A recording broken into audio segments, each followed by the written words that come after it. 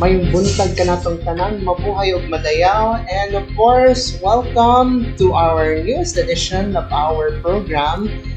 This is not quite the typical question and answer that we would like to do this, but of course, ito ang programa na kung ano yung itatanong natin in regards of the pressing issues, national concerns, and some other suggestions that might improve our well-being. Welcome sa programang Itanong Mo kay Chito Gavino. And of course, this is your main host, Kadang Carlo Dolier, together with, of course, architect Lorenzo Chito Gavino III, where we will discuss anything and everything in the world of politics and national issues. Good morning to you, Sir Chito. Good morning, Carlo. Yes. It's my pleasure that we met again, but this is a new addition to this program. But itong unang katanungan with regards sa ating ginagawa. But right before I ask, ito, pambungad muna with everything that you want to discuss, Sir Chito.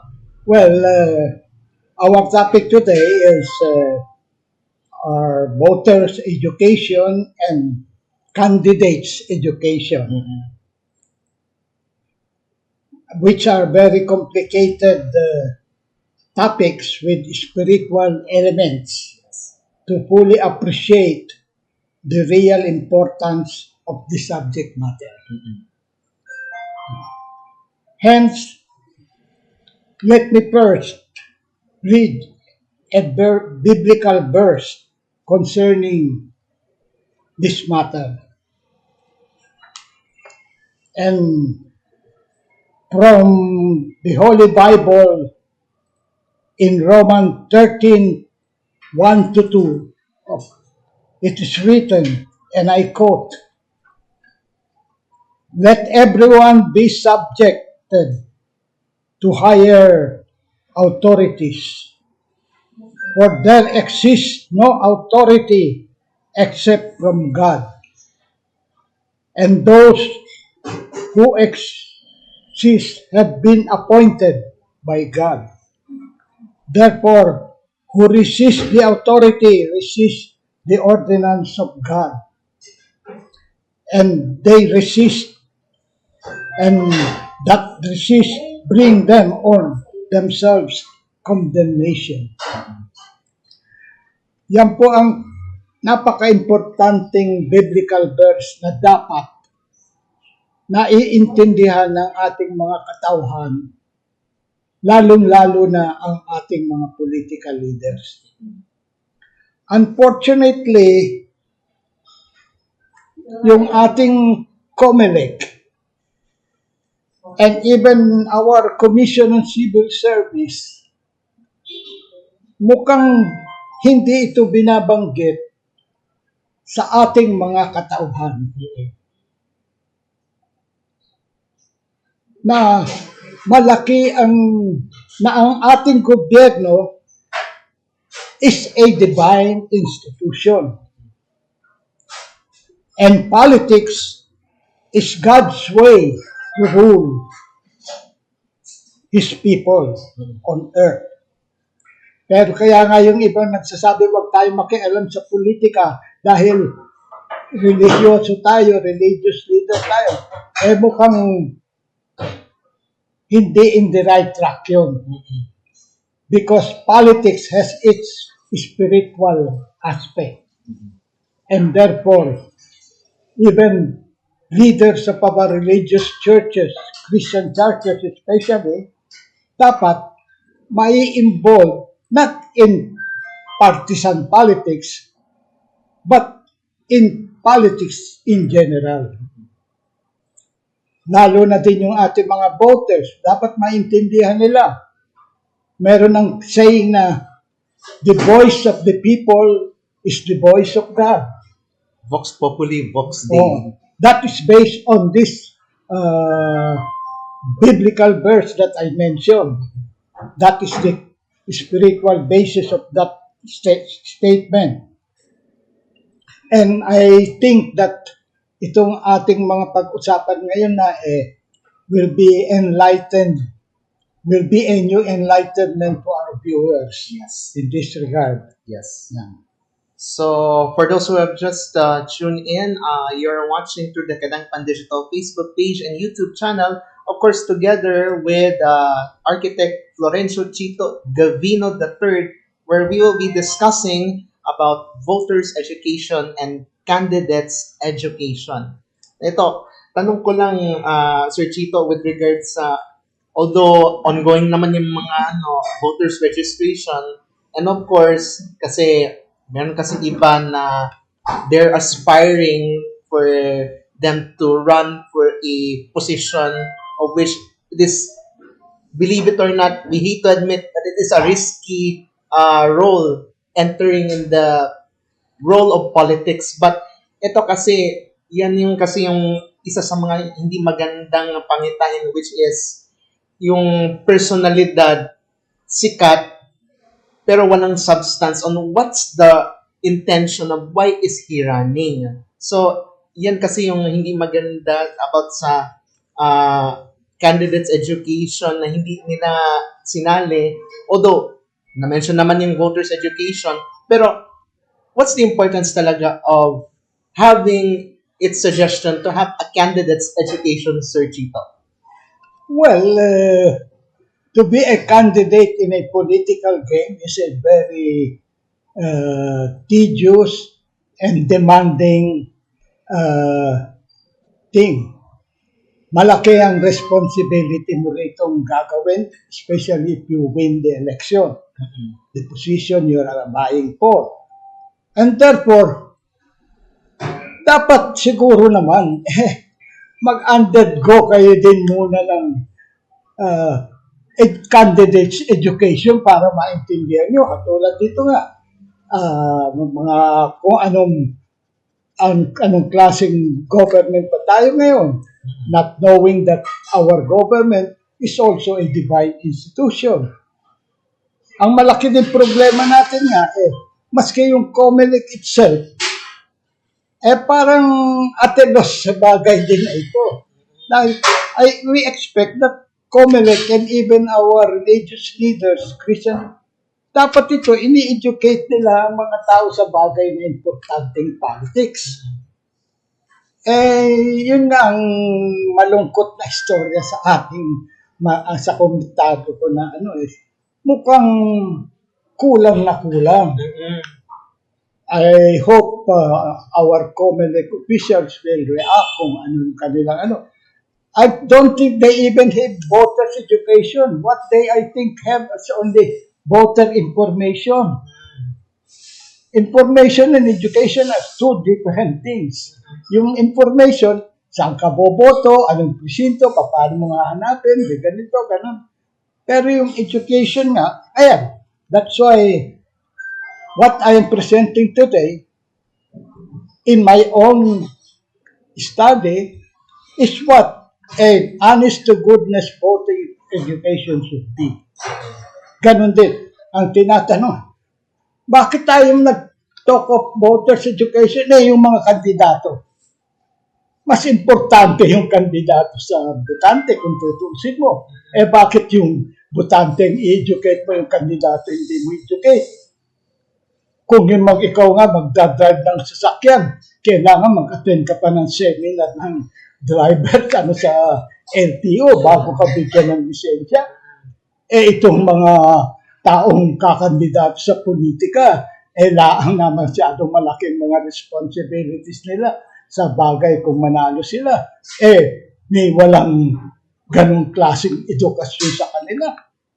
So dapat sa aking tingin nga, magkaroon tayo po ng candidates education.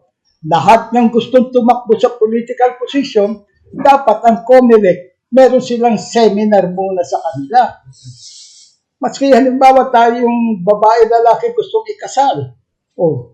Bago sila bibigyan ng seremonya sa kasal ng isang simbahan, nagkakaroon muna sila ng seminar on about marriage and about family, etc. Ganun. Yun ang kailangan natin para to improve our, alam mo, politika natin ngayon talaga nakakalungkot sa Pilipinas. Kaya si former Archbishop Oscar Cruz said then, the politics in the Philippines in its practice is very harmful to our people. Biro mo yung My God. politics in our country as it is practiced is very harmful to our people. That is very, very true. And that is one of the reasons why the Philippines, with all its wealthy resources, is being left behind because our politics in the Philippines badly harm our people. And surely we call for reforms in this regard. Wow. It's debatable talaga, Sir Chito, no? But technically, ang dami na namang problema kasi cause, they're gambling their money para lang magpakilala. Pero ano yung pros and cons in regard na although na merong mga candidates for but you don't convince such na hindi enough yung candidates fora or murag town hall kung sino-sino kasi merong time limit. But what is the different idea that you had in mind, Sir Chito? Kung ang nire-raise mong issue is yung totality ng problema ng bansa. Yes po. And maybe that could be one of our topics in our next topic later. Because I'm now I have written a pamphlet on this matter. Yes. How to address the dilemma, the Philippine dilemma. Now what we're experiencing now. And the title of the pamphlet is Peaceful Cultural Revolution.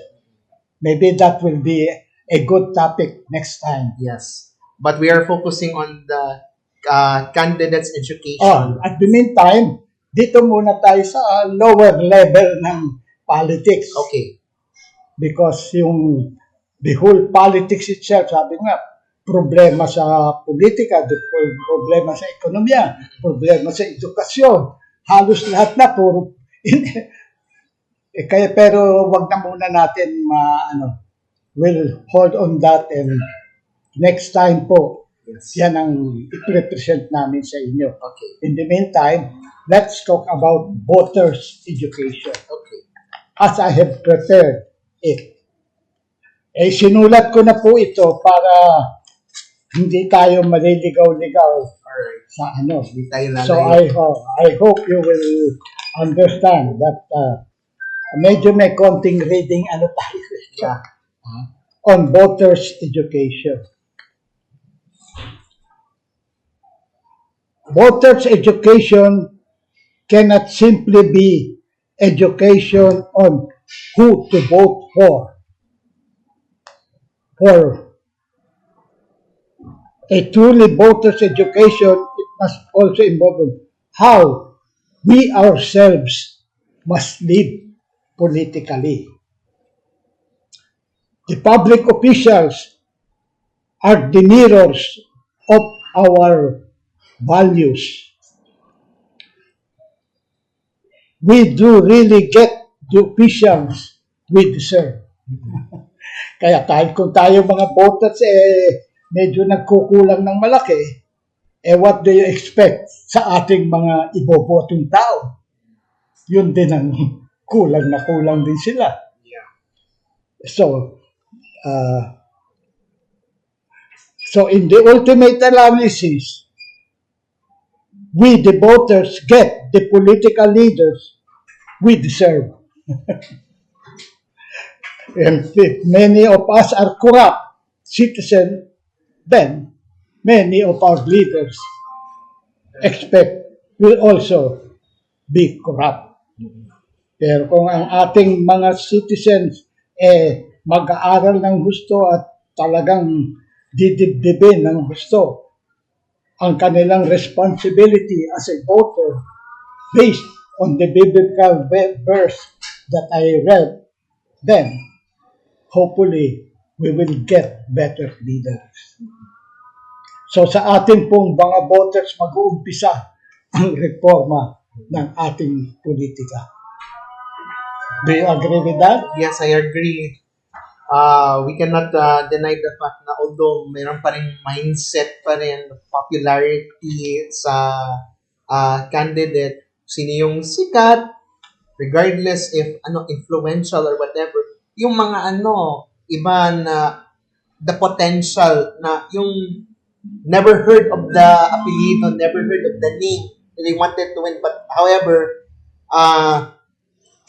na left behind kasi umalagway yung isa, then yung isa na gusto nila, pasang-awa ang boto. But of course, how do you analyze this kind of, sabihin na lang natin, the thinking of people na yung mga voters natin, halos magpakasasa sila with whatever, regardless, they handed whatever empty promises we cannot deny. So, what's the fact of that? What's the use if you're analyzing that kind of mindset, Sir Chico? Kaya nga this is really a big problem. If we look at the root cause of this, which I said we will discuss in the next time, Okay. on the we are experiencing kasi ng what we think crisis of the soul or moral crisis. So, tayong lahat po ay contributor sa crisis na ito sa ating bansa. No wonder we experience the massive corruption now. Because ang root cause po lahat nito, as we will discuss it in the future, is more on our degrading spirituality and morality in our country. But in the meantime, as I said, what have I written about voters' education? If allow me to read some of its highlights. According to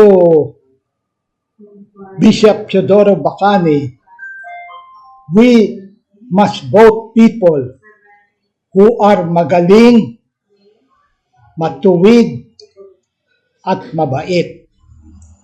He explained, a person is magaling when he is good at what he should be doing.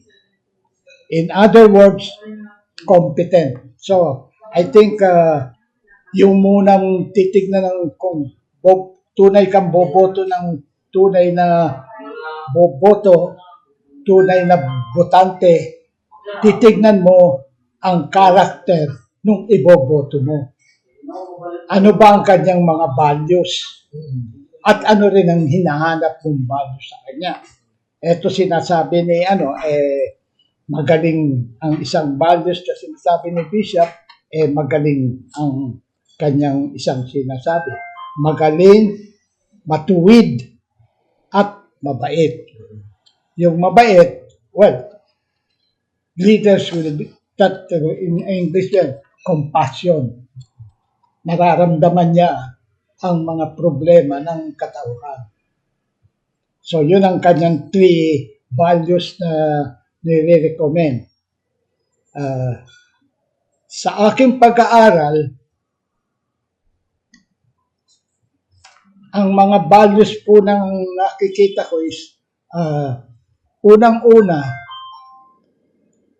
hanapin ninyo yung maka-Diyos.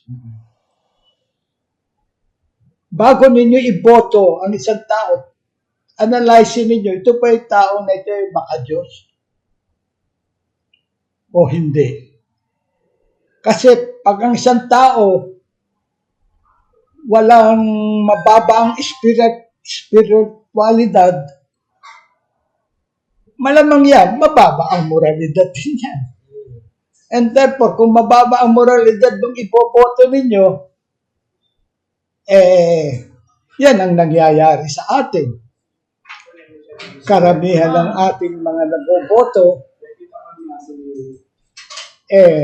ang kanilang outlook ay more on themselves, self-interest, rather than the interest of our people and nation. Integrity, God-loving, kailangan mo din ng competence, nakakaintindi, nakakaalam, may experience, yun nga, may compassion,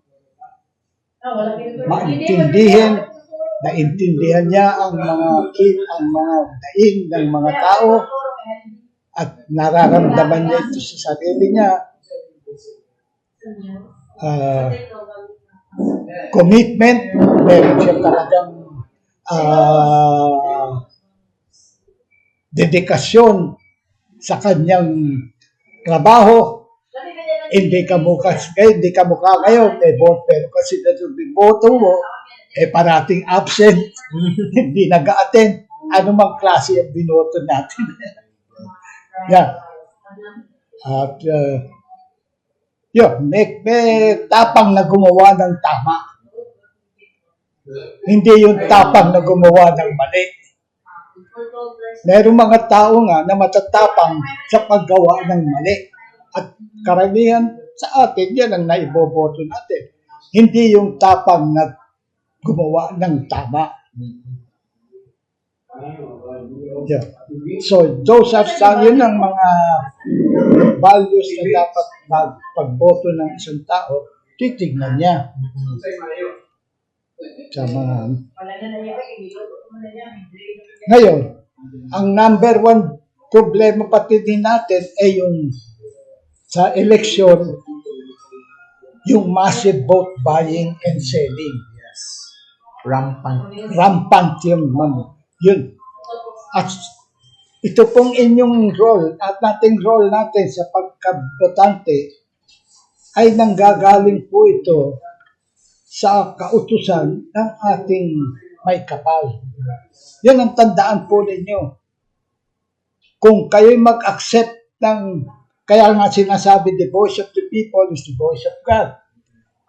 Pero kung yung boto mo, yung boses mo, ipagbibili mo, then you will be distorting the will of God. Malapit itong kasalanan yan sa Diyos. Dapat ninyong maintindihan. Pag ipinagbili ninyo ang boto ninyo, ay yan, ang bahala na ang Diyos sa inyong data. You will be answerable to that. At kung ikaw naman ay kandidato at bibili ka rin ng boto, you are also distorting the voice of God. And therefore, malaki rin ang sagutin niya sa ating may kapal pagdating ng panahon. So, yan ang mga dapat maintindihan ng mga botante natin. At of course, hindi natin makukuha ito sa isang usapan lang. Dapat talaga ito ay madiin na pag-aaralan ng ating COMELEC. Ang COMELEC nga ngayon, dumidiretso na ako kay Chairman Garcia. Binigyan ko siya nitong ating isinulat na voters education. At saka nga, yung susunod natin ay kaya dito sa aking voters education, kailangan din po natin ang bago tayo bumoto, magdasal muna tayo. Pwede po ba? Yeah. Yes. Anong tingin mo? Makakatulong? I believe it will help, but sometimes there are a few of the candidates who are forgetful with a simple prayer lang. Tayong botante muna. Yeah. Well, of course, we can pray. Kaya ito lang ang aking ginawang dasal po ng isang botante. Give me, O Lord, the purity of conscience. Give me the wisdom above all else. As I vote today, guide me, Lord, to exercise my democratic right to vote for authentic, servant, transformative political leaders with vision, integrity, competence, compassion, and commitment. Amen. Amen. Tagalogin mo nga yun? Yeah. Ang hirap O, isalin. Binisaya ako. Well, I will try to recall if I have to replay it, the video that we are recording for this episode. Technically, Yun lang. Ulitin natin para maano ng mga katauhan natin. Kung kayo po ay boboto sa coming election, pwede po ba magdasal muna kayo? yes. At ito ang sinasuggest ko na very briefly. Again, babasahin ko po. Sige. Give me, O Lord, the purity of conscience. Give me the wisdom above all else. As I vote today, give me, Lord, to exercise my democratic right to vote for authentic, servant, transformative political leaders with vision, integrity, competence, compassion, and commitment. Amen. So that more or less gives you an idea of what kind of voters education we badly need. And hopefully, COMELEC, instead of merely satisfying more of voters information, kailangan ng COMELEC officials, gumising na po kayo at ayusin natin ang pamumulitika sa ating bansa. Alright. So, we'll set aside na because nahuman naman ang topic which is the voters' education. How about candidates' education? Yan ang bago. Yan po ang bagong introduction, bagong ideya na isinusulong ko ngayon. Marami sa atin ngayon, marahil ay ngayon lang natin. Ikaw ba ngayon mo lang natin ganung candidates education? As a voter, I haven't heard of that much regarding candidates' education. Wala din. Maski ang, I suppose, ang COMELEC pag nabasa ito, matatawa na lang sila kung bakit hindi nila naisip ito. Napapakamot sa ulo. Mapapakamot to. Ito pong mga tao na entering politics, kailangan makita ninyo po kung anong motibo nila muna. Pwede ba examinin din ninyo ang kanilang mga tanongin ninyo? Kung anong motibo ninyo, bakit kayo papasok dyan sa nahirap na responsibility ng as a political leaders? Hindi. Basta kung sino-sino lang nautusan lang sa bumili ng suka Paksiw. Tapos pagbalik kandidato na siya. Hindi po gano'n ang kung gusto nating mapaigi ang bansa natin.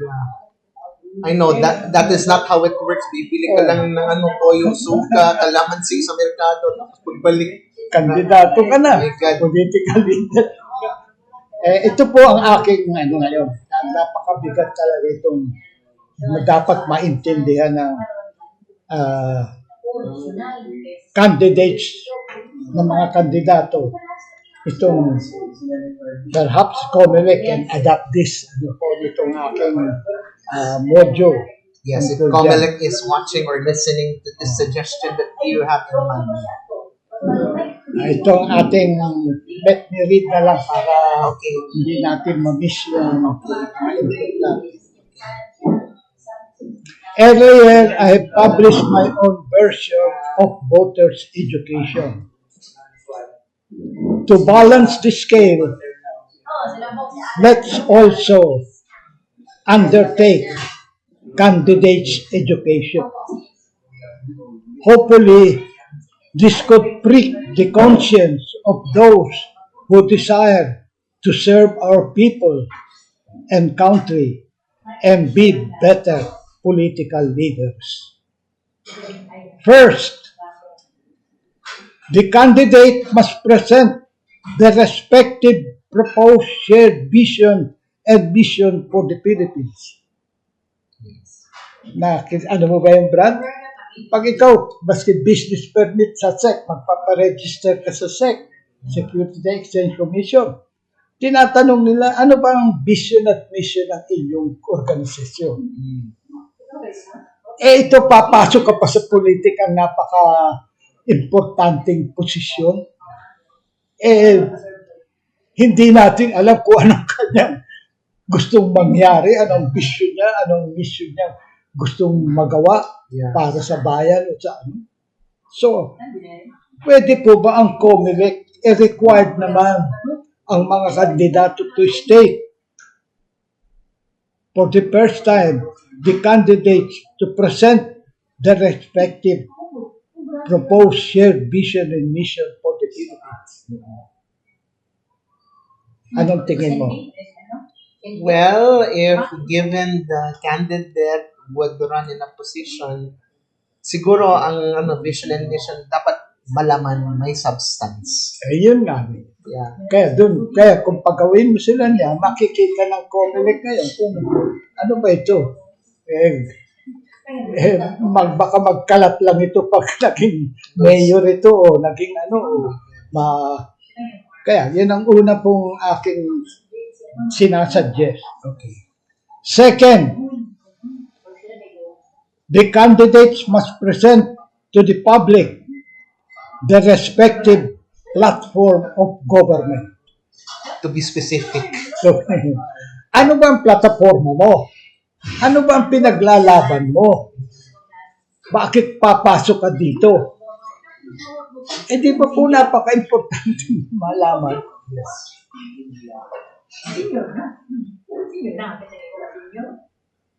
Third, these candidates must be fully aware that all powers emanate from God, that our government is also a divine institution, that all political leaders are not only public servants, but also servants of God, and that their ultimate goal is national renewal.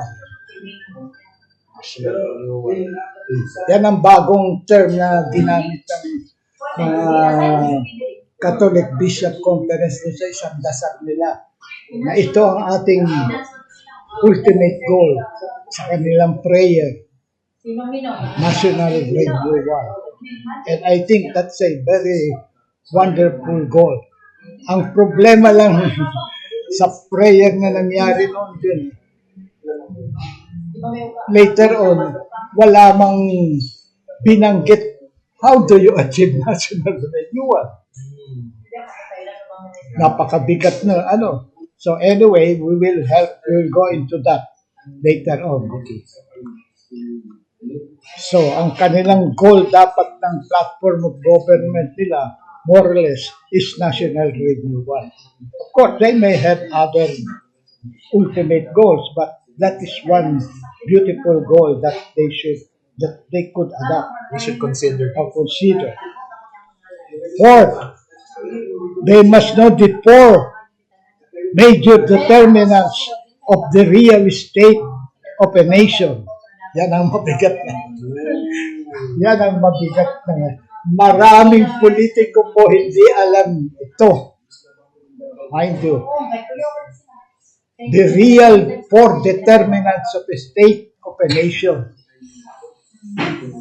Number one, what kind of government do we have? Sagutin mo yung Anong klaseng gobyerno meron ba tayo ngayon? Dapat yan malaman na intindihan natin lang. Second, what kind of political system do we have? Wow. Now it's unitary, but I'm not sure what kind of political system they are having right now. We have a very exclusive political system. Yan lang sila, ng isa pa doon ng patronage politics. So, importante po yung maintindihan ng mga politician.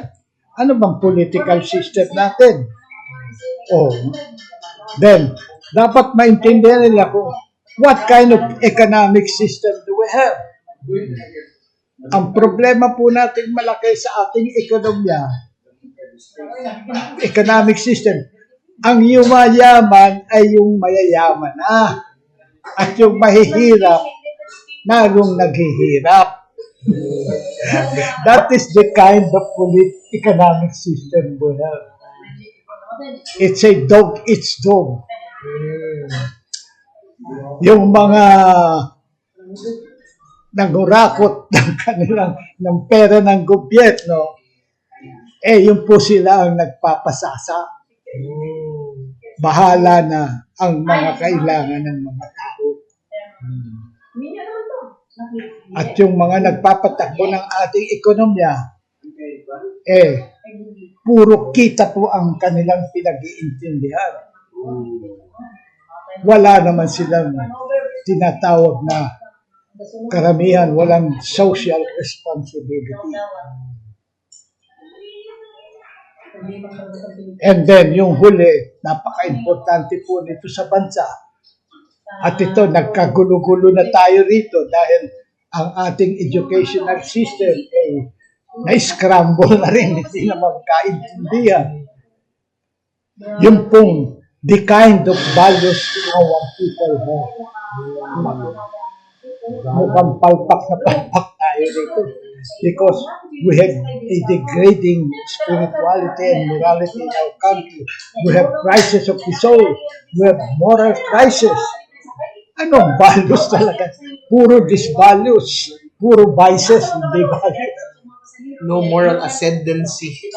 Yan po ang, kung ikaw ay tatakbo ng political position, pwede ba? Alamin mo muna itong apat na ito.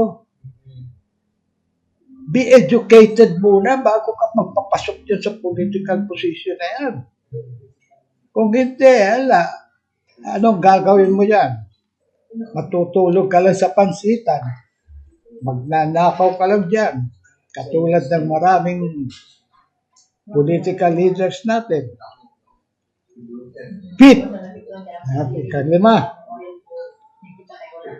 our candidate should be informed of the principles of social doctrine.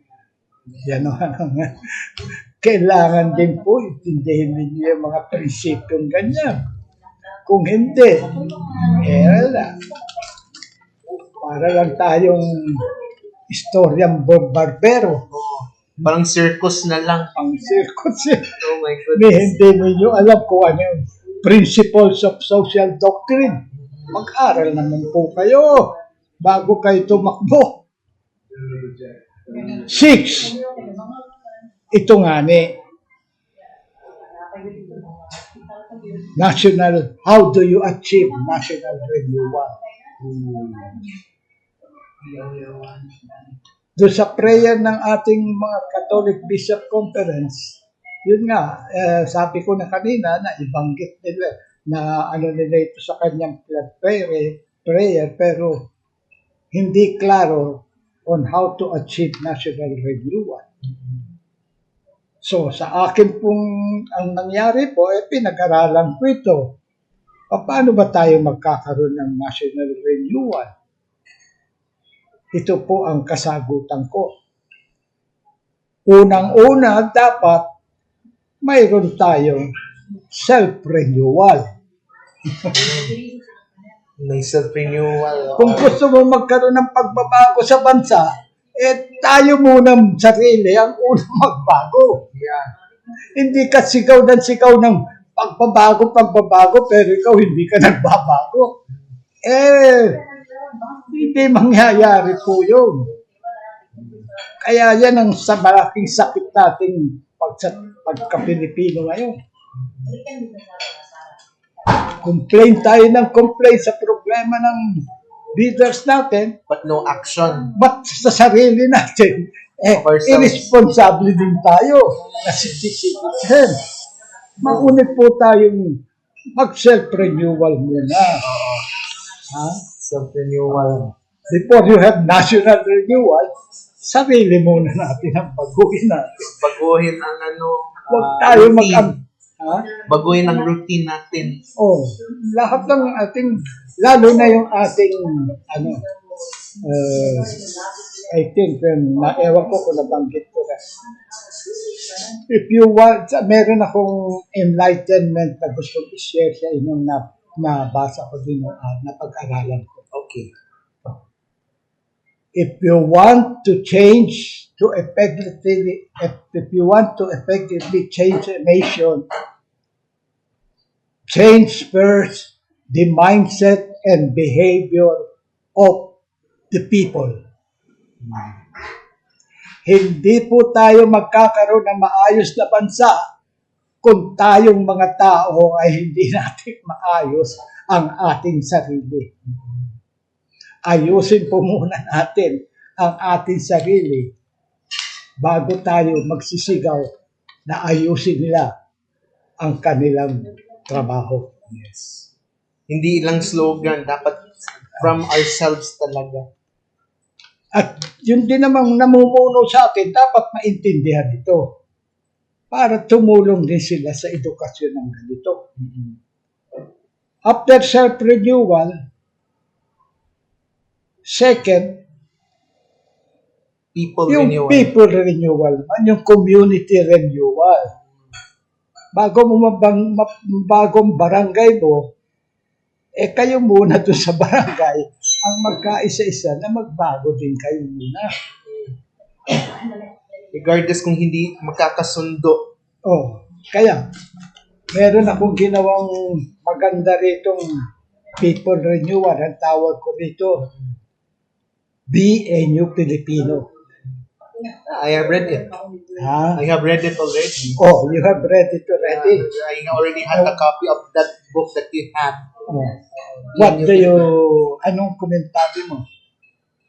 Technically, the way I see it, summarizing most of the notes that you have written, it is a good suggestion na before you change a nation, you must first change the mindset, the attitude of the community, regardless if whatever unavoidable circumstances na mangyari, you should change the mindset talaga. The routine, the habits that they used to have, they must change it.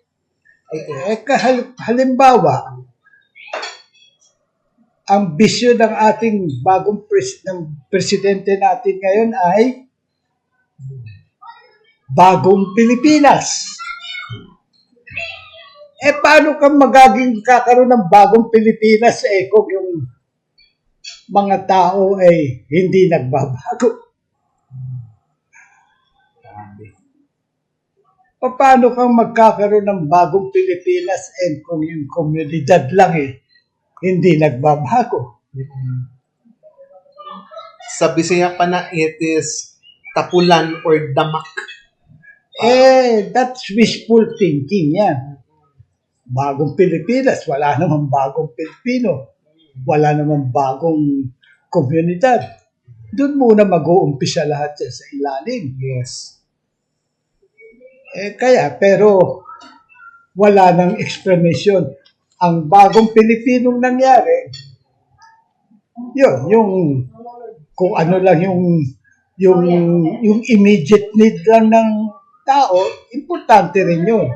Yung immediate need. Pero kailangan may long range plan. May medium. Meron immediate plan, immediate solution, pero meron ka rin pinaplanong Long term. medium-term plan at long-range plan. Kasama yun. Hindi pwede yung isa lang ng kundi, unang-una, hindi ka magkakaroon ng bagong Pilipinas po kung hindi natin babaguhin ang ating unresponsive 1987 Constitution. Nakuha mo yun?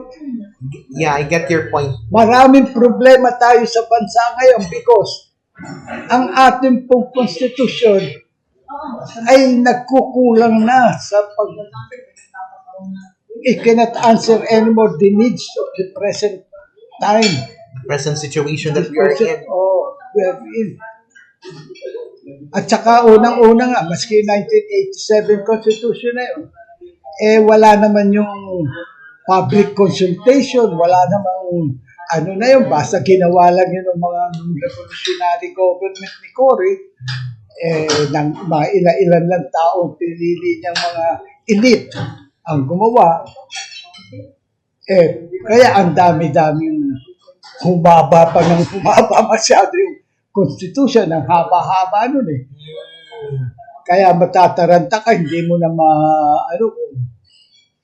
basta kailangan po sa tingin ko talaga, importante na baguhin din natin ang ating present 1987 unresponsive Constitution. Yeah. Ewan ko lang kung ilang ring na mauubos para gumawa ng bagong constitution na pinopropose. Maybe more than a ream, I believe. 500 pages kasi ito for one whole sheet of bond paper. My goodness. Hindi naman kasi ang pagkaalam ko sa paggawa na yung mga more of principles and hindi ka masyadong magiging very detalya. Mga guiding principles and policies ng encompassing wag naman din yung napakahabang gano'n na katulad ng present constitution natin ang haba-haba. So doon ang isang importante pong bago. And the last one, of course, hindi. That is this. And the seventh, let me read. Okay. Our candidates might realize that the root cause of our cultures of corruption and culture of impunity is the continuous degradation of our people's spirituality and morality. They must agree and support that the only meaningful and lasting solution to our predicament, which is a radical from the root and peaceful cultural revolution of the spiritual kind. Yan po ang gagawin natin next topic. yes. Next topic sa ating diskusyon. Yeah. Sapagkat napaka-importante po po. Sa ngayon po, wala akong, ewan ko lang sa'yo, Brad, kung meron ka ng nabasa, nadinig, o kung ano talaga ang mga tingin nilang solusyon sa ating malaking tinatawag na Philippine predicaments. Pero sa aking pag-aaral po, yun lang po, isa. Peaceful cultural revolution of the spiritual kind. Maraming klaseng sa mga ibang bansa, meron na silang may violent cultural revolution sa China. Sa ibang bansa naman, ibang klaseng revolution ang nagawa nila. Pero sa ating Pilipinas, na predominantly Christian society, it must be in a peaceful manner. Isasagawa natin ang ating tunay na pagbabago. So, sa aking later on po, pina-finalize na po namin yung manuscript po ng pamphlet ito, Peaceful Cultural Revolution. At ito po ang parang magiging, kung mapag-aaralan ninyo, magiging Biblia ng ating pagbabago sa bansa. At pag-uusapan po namin yan sa susunod na buwan. Alright, so ang daming na natutunan from Sir Chito Gavino with this topic regarding voters' education and candidates' education. Well, I never heard of that candidates' education, I believe. But I hope that it resembles everything and I hope it has substance. So, for those who might ask that any questions for Sir Chito Gavino, kindly comment on our Facebook and he will try to answer as much as possible.